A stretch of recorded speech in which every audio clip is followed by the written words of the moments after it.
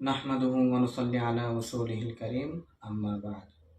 জুমার দিনের ফজিলত এবং করণীয় নিয়ে কিছু আলোচনা করার চেষ্টা করব বিতাওফিকিল্লাহি তাআলা। জুমার দিন বৃহস্পতিবার মাগরিব থেকে শুক্রবার মাগরিব পর্যন্ত, বৃহস্পতিবার মাগরিবের পর থেকে জুমার দিন শুরু হয়ে যায়। জুমার দিনের ফজিলতের ব্যাপারে বিভিন্ন হাদিস বর্ণিত হয়েছে। তার মধ্যে আবু হুরায়রা রাদিয়াল্লাহু তাআলা আনহু থেকে বর্ণিত, রাসূল সাল্লাল্লাহু আলাইহি ওয়াসাল্লাম বলেন, যে সমস্ত দিন সূর্য উদিত হয় তোর মধ্যে জুমার দিন শ্রেষ্ঠ দিন। যেহেতু জুমার দিন শ্রেষ্ঠ দিন, অবশ্যই তার কিছু আলাদা বৈশিষ্ট্য এবং কিছু ফজিলত এবং করণীয় আমল আছে। এর মধ্যে আমরা কিছু আমল সম্পর্কে আলোচনা করব। আমরা যদি কোরআন হাদিসে ঘাটাঘাটি করি, প্রায় 14টার মতো আমল পাই।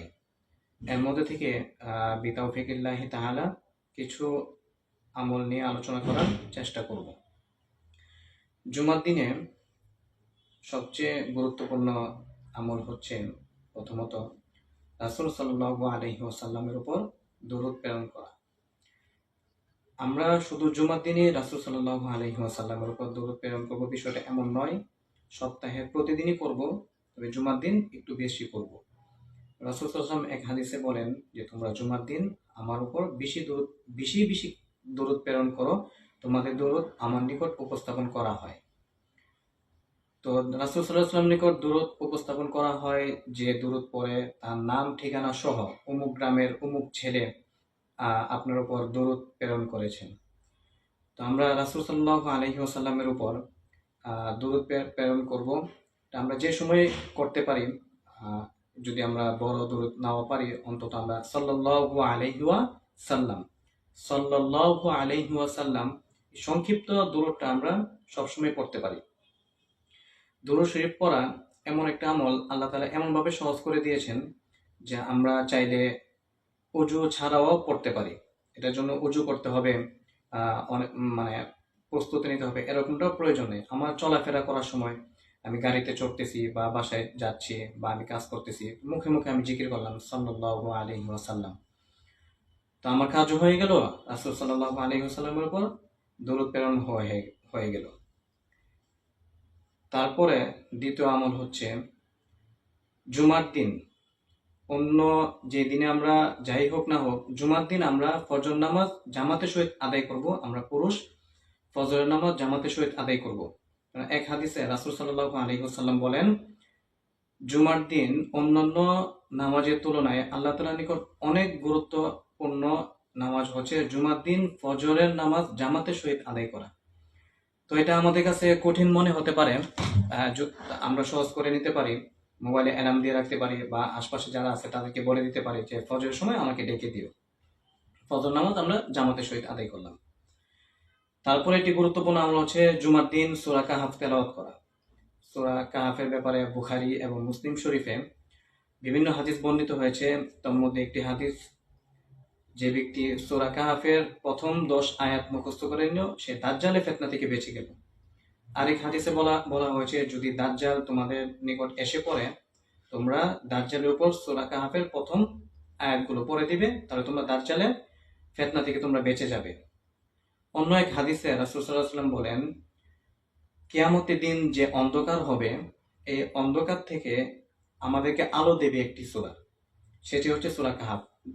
কিয়ামতের অন্ধকার, ভয়াবহ অন্ধকার, ওই সময় আমরা একটু আলো তালাশ করব। যদি আমরা দুনিয়াতে সূরা কাহাফ নিয়মিত তেলাওয়াত করি, বিশেষ করে শুক্রবার জুম্মার আগে যদি আমরা তেলাওয়াত করতে না পারি, অন্তত জুম্মার পরে আমরা সূরা কাহাফ তেলাওয়াত করে নিব। তারপরে একটি গুরুত্বপূর্ণ আমল হচ্ছে জুমার দিন আগে আগে মসজিদে যাওয়া। ফাসআউ ইলা যিকরিল্লাহ, যখন মসজিদে আজান হয়ে যাবে, তখন আল্লাহ তাআলার দিকে আমরা দৌড়ে যাওয়ার জন্য বলা হয়েছে। জুমার দিন আগে আগে মসজিদে যাওয়া, ইমাম সাহেবের সামনে বসে জিকির আজকার বা ইমাম সাহেব যদি বক্তব্য দেন ওইগুলো মনোযোগ দিয়ে শোনা, তারপর গোসল করা। জুমার দিনের কিছু আমলের মধ্যে এটাও আছে, জুমার দিনের মধ্যে জুমার নামাজে যাওয়ার জন্য তার ভালো একটি কাপড় পরিধান করা। রাসূল সাল্লাল্লাহু আলাইহি ওয়াসাল্লামের 2টি কাপড় ছিল, এক হাদিসে পাওয়া যায়। এর মধ্যে একটি কাপড় ছিল জুমার দিন পরার জন্য, জুমার দিন যতটুকু সম্ভব ভালো কাপড় পরিধান করা, তারপর খুশবু ব্যবহার করা, আতর পারফিউম যার কাছে যেটা আছে সেটা ব্যবহার করা। অনেক সময় দেখা যায় এত মুসল্লির সমাগমে আমি যদি অপরিষ্কার হয়ে যাই, অনেকের কষ্টের কারণ হতে পারে। তারপর জুমার দিনের আরেকটি আমল হচ্ছে, রাসূল সাল্লাল্লাহু আলাইহি ওয়াসাল্লাম বলেন, জুমার দিন দোয়া কবুল করা হয়। আল্লাহ তাআলা জুমার দিনে এমন একটা সময় আছে যে সময় বান্দা যে দোয়া করে ওই দোয়াই কবুল করা হয়। কিন্তু রাসূল সাল্লাল্লাহু আলাইহি ওয়াসাল্লাম এটা নির্দিষ্টভাবে বলেন নাই কোন সময় দোয়া কবুল করা হয়। তো মুহাদ্দিসিনে কেরাম যারা হাদিস নিয়ে গবেষণা করেন, হাদিস বিষয়ে পাণ্ডিত্য অর্জন করেছেন, তারা এক একজন এক এক মত পেশ করেছেন।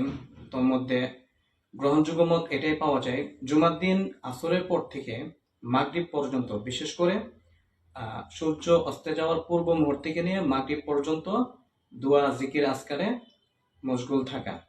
ওই সময় আল্লাহর কাছে দোয়া করলে দোয়া কবুল হয়। এখন অনেকে বলতে পারেন যে অনেক দোয়াই তো করি, সবসময় দোয়া করি, কিন্তু দোয়া কবুল হচ্ছে না। দোয়া কবুল হচ্ছে না মানে এই নয় যে আপনার দোয়া ফিরিয়ে দেওয়া হচ্ছে। এমন অনেক দোয়া আছে যেটা আপনার আখিরাত পরকালের জন্য আল্লাহ তাআলা জমা করে রেখেছেন।